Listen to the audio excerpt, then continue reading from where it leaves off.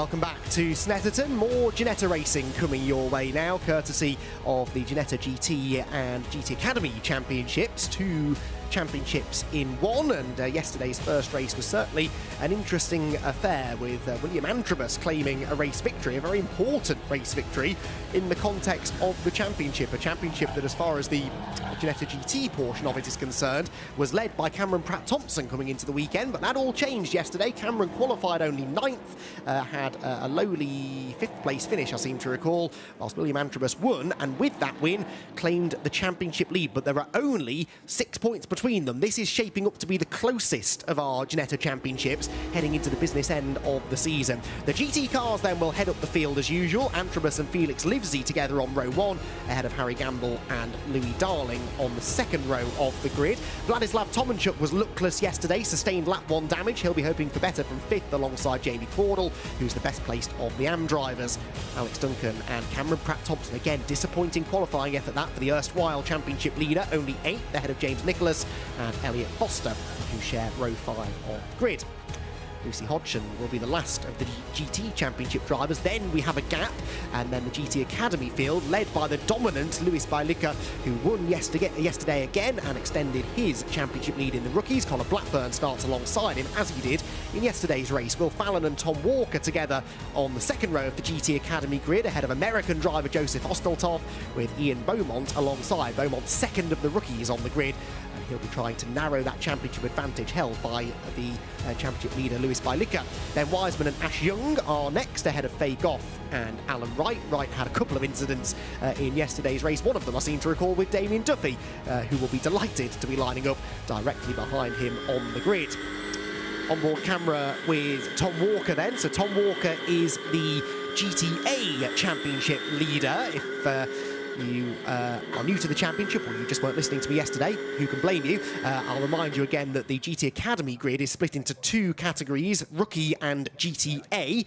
Rookie does what it says on the tin, GTA for those with a little bit more racing experience, and they score points within their class. So if a rookie driver gets ahead of a GTA driver, makes no difference in the points, whereas in the GT Championship, yes, there are 2 classes, Pro and Am, but it's your overall finishing position that counts, and that's significant because that's the championship that currently is separated by only 6 points at the top. And don't count out Harry Gamble. Harry Gamble in the Hooch liveried car, who starts 3rd, is 40 points off the championship lead, but you get 35 points for winning a race. And so once we start calculating drop scores and whatnot into the business end of the championship, he could yet be a factor, and he starts 3rd on the grid, directly behind the championship leader, new championship leader William Antrobus, whilst Cameron Pratt-Thompson will start from the 4th row of the grid. He's the grey, blue and orange car, and he needs to try and make some progress. 2 grids of cars then head 2 by 2 towards the line for a rolling start and 20 minutes of racing around the Snetterton 300 circuit. Antrobus and Felix Livesey together on row 1. The lights go out, away we go, and it is going to be the 57 car on the inside line that should hold on to the advantage. It's absolutely neck and neck in the GT Academy field. Antrobus gets the early lead in the GT Championship though, with Livesey slotting into 2nd, and that was Tomanchuk, I think, bouncing over the grass further back. Defensive line taken by Antrobus into the Wilson hairpin. Gamble gets a little bit of a tap in the side there from Louis Darling, and he may well return the favour coming off the corner there, side by side for 3rd as they head into Palmer's, where the Hooch liveried car will stay ahead of Harry Gamble.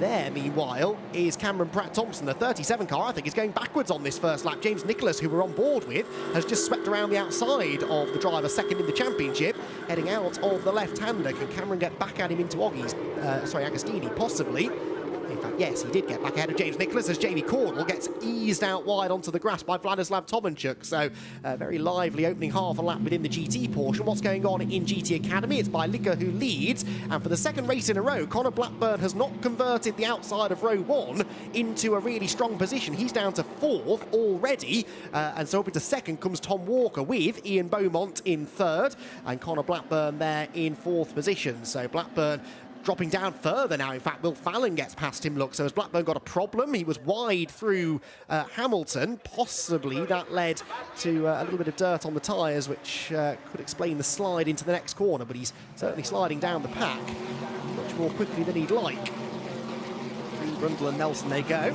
Here comes Blackburn, trying to get back ahead of Will Fallon. He's on the inside into Brundle. They've got the 19 car of Joseph Ostoltov behind. Ostoltov a little bit further down the order than you might expect, but he's going to try and do something about that now by getting to the inside of Fallon.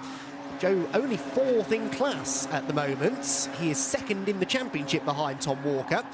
30 points behind Tom coming into this race, while Walker at the moment leads in that category. 2nd overall in GT Academy, but 2nd of the GTA drivers.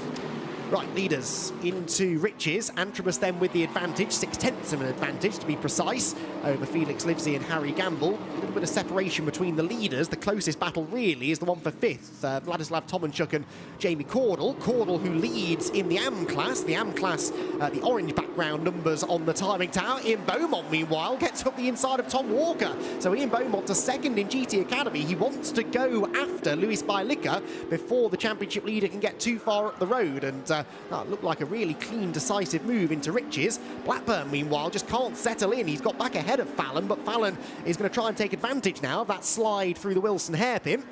Pulls up to the outside into Palmer's. Again, Blackburn carries the speed in, but the car didn't really want to rotate. And he only just made the apex in the end.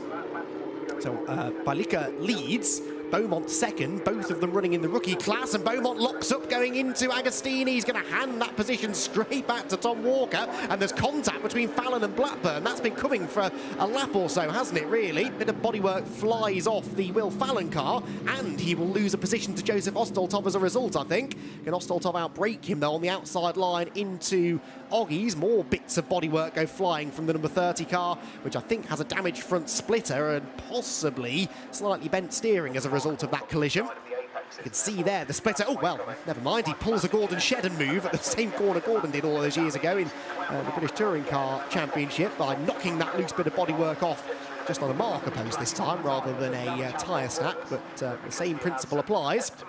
Ian Beaumont, meanwhile, trying here to get back ahead of Tom Walker, that for 2nd place overall in GT Academy. Ian Beaumont, freshly crowned only a week ago as the English Superstock champion. He's a very, very successful short oval racer, I am reliably informed. And the car with which he won that English Superstock championship a week ago is here in the paddock this weekend. If you're here at Snetterton, you're probably not listening to me, so you won't know about this, but the car is in the paddock area. You can go and have a chat with him. I'm sure he'll be happy to talk to you about his short oval racing exploits. Karted against some very, very well-known drivers back in his youth, including British Touring Car champion Tom Ingram, who was here yesterday watching along from the pit lane during the Ginetta Junior race. A championship that, of course, Tom graduated from before his touring car fame. But Ian Beaumont was going toe-to-toe with drivers like Tom in his karting days, but became a bit too tall for karting and switched his attention to first short ovals, and now, through the GT Academy, long circuit racing as well. Credit to the oracle of all things short oval, David Addison, for that little nugget. Thank you, David. So William Antrobus then leads by 3/4 of a second over this battle for 2nd in the GT Championship. Livesey and Gamble nose to tail. Harry Gamble then 3rd in the race and 3rd in the championship. 40 points off the championship lead, 36 points. Sorry, 34 points, if you get it right in a moment, behind Cameron Pratt-Thompson for 2nd, and Cameron is only 8th. And unlike yesterday, when Cameron qualified badly but was able to pick a few positions up early doors, that's just not happening today, is it? The 37 car turns into Brundle there. Has he picked up a bit of damage, maybe, on the front of the car? That could have been a trick of the light, but Cameron Pratt-Thompson, for whatever reason, doesn't have the pace in this one that he showed yesterday afternoon. There is Lucy Hodgson coming towards us in the 44 car, and then the big gap is back to the GT Academy field, still led by Luis Bailica. And Bailica, who within the rookie championship is 8 times a winner. We've only had 10 races this season. He's been on the podium in 9 of them. The only one that he wasn't on the podium was that uncharacteristic non-finish at Alton Park midway through the season, or early in the season really. That was the 2nd event of the year. And through Riches come the leading 3. Is that lead gap down? Yes, it is. Livesey with the fastest lap that time. The graphic confirms it, a 1:56.916. So Felix Livesey now starting to find a little bit of pace maybe. He's gapping Gamble. And the Orion SPR car is closing in now on the Elite Motorsport car that leads the way, very much unlike the Ginetta Junior race that we've just enjoyed, which was dominated by R Racing. We've got two different teams, excuse me, represented in the top three. Two elite cars sandwiching the Orion SPR car in second. Another Orion car then of Louis Darling in fourth. Vladislav Tomanchuk getting some laps in this race, thankfully, in fifth. And then Jamie Cordell, sixth place overall, leads in the AMS. That is Connor Blackburn under attack again. And losing a position, is he to Joseph Ostoltov? No, not quite. This is for second in the GTA class. So this is for a fairly significant class position. Ostoltov second in the championship within GTA. And Connor Blackburn third with about 15 points between them, so this is quite important for Blackburn to keep Ostoltov behind. I don't think he stands much chance of doing it though, because again he can't wrestle the car through the Agostini hairpin, leans on him as he comes off the curb down the straight, and actually that robbed Ostoltov of some momentum, I think, and allows Connor to sweep back through on the outside line. Oh, Ian Beaumont's in. Ian Beaumont in the pit lane. The engine cover is off. That's such a shame. Ian was looking pretty punchy in this race, but are they looking maybe at something suspension related? I don't know if that was necessarily engine issues. I think they just took the bonnet off to have better access to the suspension on the front right corner of the car. Try and get to the bottom of that if we can. Meanwhile, a second successive fastest lap of the race is set by Felix Livesey as he continues to take little chunks out of the leader.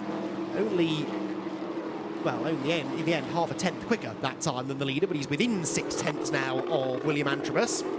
Oh, except he slows! He slows out of the Wilson hairpin. Felix Livesey, that looks like a drive shaft to me. On an initial acceleration out of the Wilson hairpin, the 31 car slows, pulls to the side of the road, and that is game over for Felix Livesey just as he was starting to find some pace. The 31 car pulls over to the side of the road, and he is out, and he can't believe it. He was the fastest man on track. He was starting to become a bit of a challenge to William Antrobus. Out of the car he climbs. He's absolutely disgusted with that.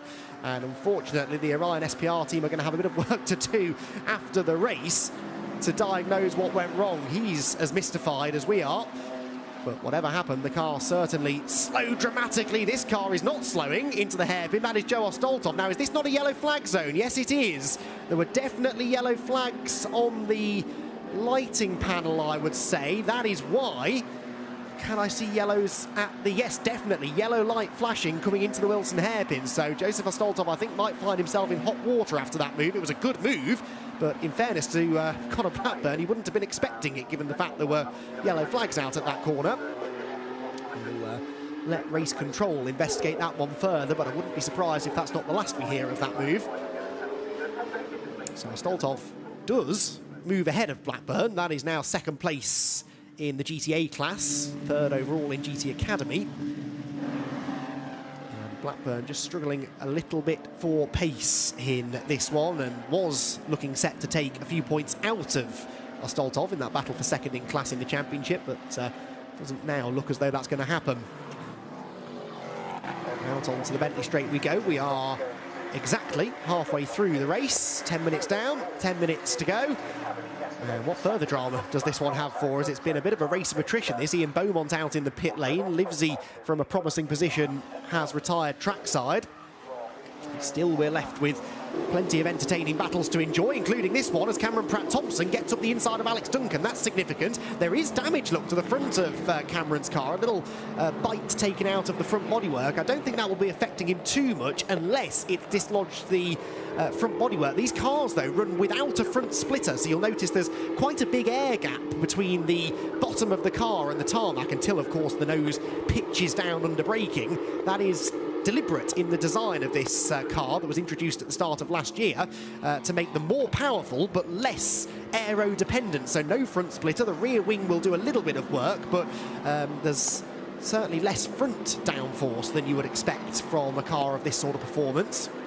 The point I'm getting towards is that if they don't have a front splitter, there is no front splitter to damage, so at least if you do have a whack at the front, it's less likely to affect your pace moving forward. You can see there as they came towards us, that big gap, the front bodywork is all one piece without the wooden splitter attached underneath.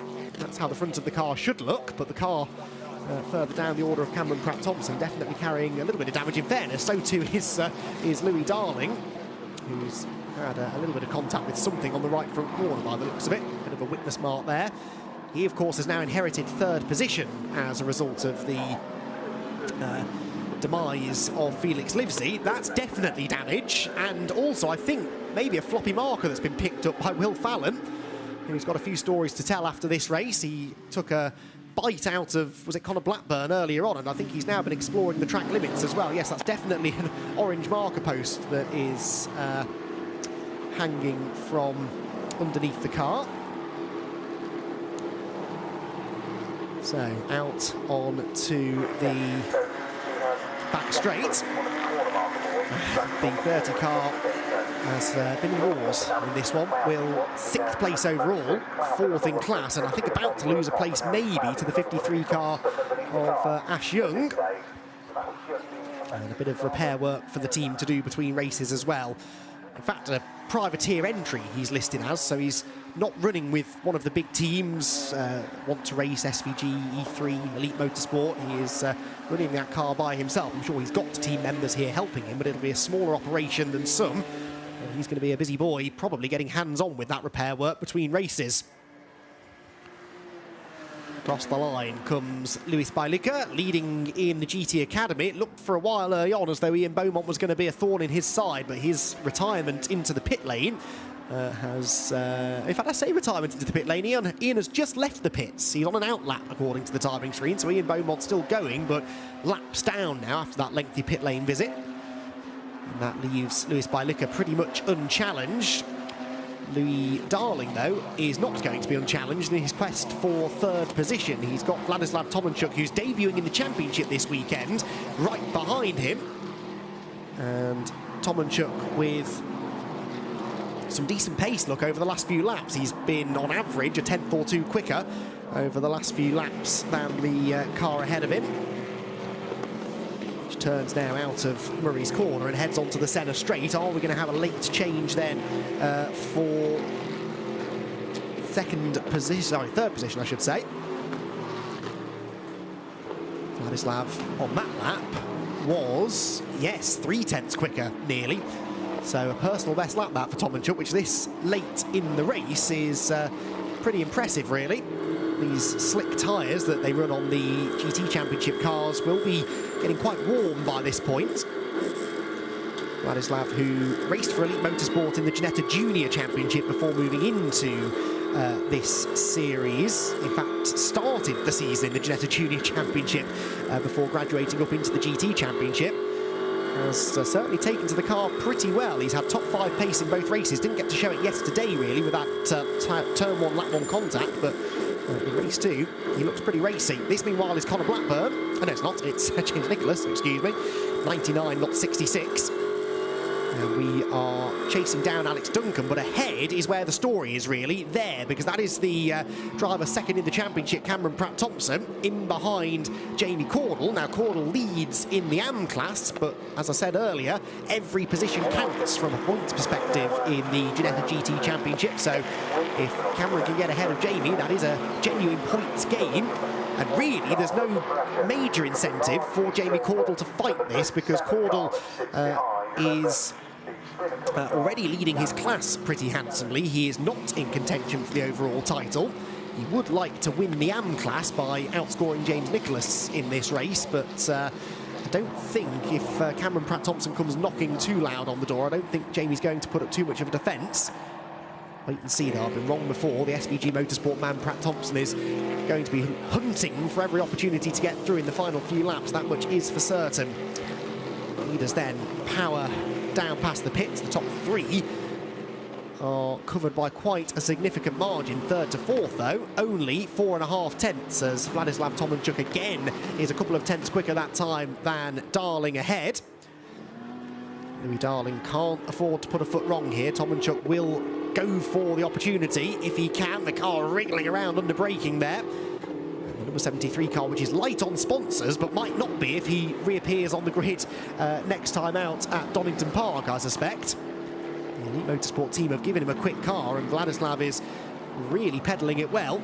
Could he get a podium here in only his 2nd start in the championship, and really his first proper race, yesterday's race ending at the very first corner? after a really unfortunate bit of contact, a tiny touch which damaged the steering on his car and took him out of contention. But again, the team have worked really well to get the car fixed, and he is aiming now to reward them with a top 3 finish. I do love the way the noses drop down aggressively under braking. He thought about going for a pretty aggressive move there, just jinked to the inside, maybe to try and distract Louis Darling more than actually commit to a pass, but it was a quick move which could have led to Louis outbraking himself through distraction. They've also got a further distraction up the road. That is Damien Duffy, who so far, touchwood, has been out of the wars in this race, but he is about to go a lap down. This was a factor towards the end of yesterday's race. The GT Championship cars coming up to lap the GT Academy runners at the tail end of the field.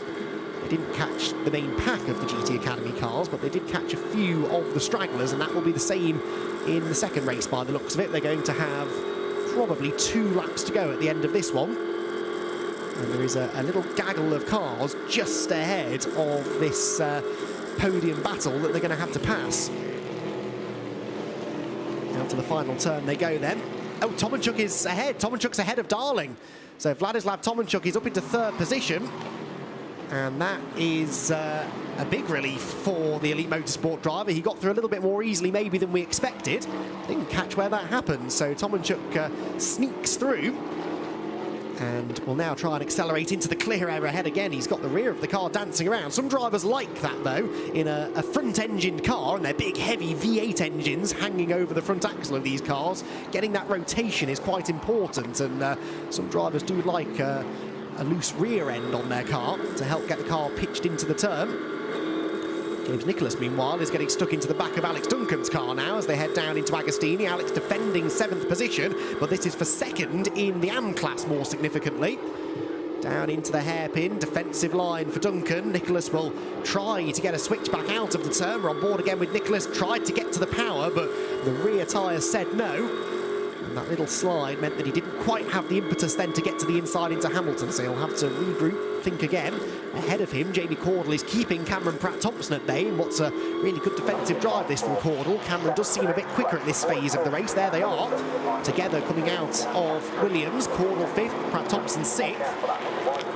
An extra few valuable championship points could be up for grabs here if Cameron Pratt-Thompson can get through, with Antrobus leading and again on course to take maximum points with a win and fastest lap. It's vital that Cameron limits the damage here. 5th place is marginally better than 6th. It's still going to see an increase in that championship lead for Antrobus, but every point that Cameron Pratt-Thompson can salvage is going to be beneficial. Last lap of the race about to begin for William Antrobus. He's just behind this battle that's going on between Faye Goff and Alan Wright for position within GT Academy. And they're not that far behind Noah Young and the wounded Will Fallon either. There is the wounded Will Fallon's car, number 30, with the chunk missing from the right front corner. Alan Wright, meanwhile, makes pretty short work in the end of Faye Goff, and now William Antrobus, the overall race leader, comes up to lap this group. This is a last lap complication he could do without. Jinx to the inside of Goff. The yellow flag's no longer waving at this part of the circuit now that Felix Livesey is out of the car. Watching on from the sidelines, I caught a glimpse of him there as Antrobus nips through on the inside. He'll probably have to negotiate Young and Fallon as well ahead of him. Ash Young in the Performance 1 car, the first of those to go a lap down, or the next of those to go a lap down to the leader. Catch a glimpse there of the yellow car in the background. That is Harry Gamble. There he goes, and then this the battle for 3rd. So Tomanchuk, having got past Louis Darling, is not getting away from him. And there is a chance still, with half a lap to go, that Louis could get this position back. Look, goes to the outside into Oggies. Looks again for the switchback. Can Tomanchuk keep the car tight? Yes, he can. That's easier said than done at this stage of the race with the tyres at their worst. But again, he's forced to defend into Williams. That will compromise his exit speed onto the long, long Bentley Straight, which at one point was the longest straight in British motor racing, before the reprofile getting on for a couple of decades ago now. But it's still a long drag downhill into Brundle, where Darling has a little peek to the inside. Tomanchuk does run a little bit wide, actually. He's on the dusty, dirty side of the road. That compromises him through Nelson, and I think they're going to catch some traffic here before the end of the lap. This could go right down to the wire, out of the bomb hole they go. They've been caught by Caudle and Pratt-Thompson as well. Is there something for Cameron Pratt-Thompson to take from this, maybe? William Antrobus, though, the championship leader, is going to extend his margin either way. He crosses the line to claim a 7th win of the season and his 2nd of the weekend here at Snetterton. 2nd goes the way of Gamble. Tomanchuk, is he going to be 3rd? Yes, just about ahead of Louis Darling, with Caudle and Pratt-Thompson behind, so the positions stayed as they were. Alex Duncan kept James Nicholas at bay for 2nd in the AMs. The AM win going the way of Caudle a couple of places further up the road. So now we look back towards the GT Academy runners. There is one of them, although that is Damien Duffy, who's at the back of the GT Academy field. The top 5 GT Academy runners all managed to stay on the lead lap, so they will get another lap of racing here. Lewis Bielica there, the leader of the class, turns his way through Hamilton. Body language of the car suggests that he's not really pushing that hard right now, and why should he? He's got a 5.3 second cushion over Tom Walker in 2nd position, and another 3 seconds back to Joseph Stoltov as Will Fallon gets it all wrong. No, hang on, Will Fallon is a lap. He's finished the race. I think he was actually just celebrating maybe, or venting some frustration. I'm not really sure. That caught me off guard. Anyway, waiting for Bielica to make his way to the line. There he is. And for Lewis Bielica, this is going to be a 9th win in the rookie class. I'm fairly certain they've all been outright GT Academy wins as well. Certainly he's tended to win these races any time that he's finished them, which has been all but one race. And this is going to be a 9th win and a 10th podium finish of the season. Of the races he's finished, he's never finished worse than 2nd, and that is a run that's going to continue here today. He's already weaving in celebration. Lewis Bielica then comes to the line and claims victory once again in the Ginetta GT Academy, another rookie class victory as well, whilst Tom Walker will be the GTA winner in 2nd position, and that will mean that he extends his championship lead as well over Joseph Astoltov, who will come home 2nd in the class. There is Joseph, the American driver, 3rd overall, but 2nd in GTA. Blackburn next. And I think the last of those to see the checkered flag is the number 8 of Ben Wiseman. So William Antrobus gets another win in the Ginetta GT Championship here at Snetterton and further extends his championship lead. It's an Elite Motorsport 1, 2, 3. That makes up a little bit for the R Racing domination in the junior race earlier on. Antrobus the winner, Harry Gamble 2nd, and Vladislav Tomanchuk gets a podium finish on his first finish in the championship. Louis Darling was 4th ahead of Jamie Caudle, who wins in the AM class. Cameron Pratt-Thompson, another disappointing finish there, at 6th ahead of Alex Duncan. James Nicholas, Elliot Foster and Lucy Hodgson, the last of the Ginetta GT Championship drivers. Lewis Bielica wins in the GT Academy for a 9th time this year, and a 9th rookie class victory as well, ahead of Tom Walker and Joe Ostoltov, who are the top 2 in GTA. Then it was Connor Blackburn, Ben Wiseman, Will Fallon, Ash Young, Alan Wright, Faye Goff, Damien Duffy, with Felix Livesey and Ian Bowman, the 2 non-finishers from our 2nd race of the weekend. Race 2 for the Ginetta GT and GT Academy Championships at Snetterton saw a side-by-side battle for the lead heading into the first corner, but yesterday's winner, William Antrobus, claimed the lead just as he claimed the championship lead after his win yesterday. There was a lot of dust kicked up in the pack behind. Most of the early action was to be found in the GT Academy field, where Ian Beaumont had got 2nd position away from Tom Walker, but lost it down at Agostini, where Will Fallon lost some bodywork and then picked up a floppy marker a bit later on, which got attached to the front of his car until the checkered flag.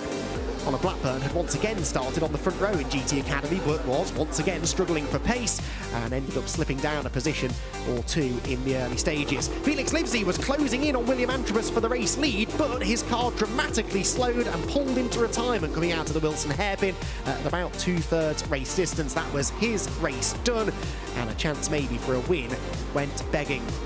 Lapped traffic became a bit of a factor in the later stages. Vladislav Tomanchuk had moved into 3rd place in the GT Championship, but the win went to Antrobus. He extends his championship lead, as did Lewis Bielica in GT Academy.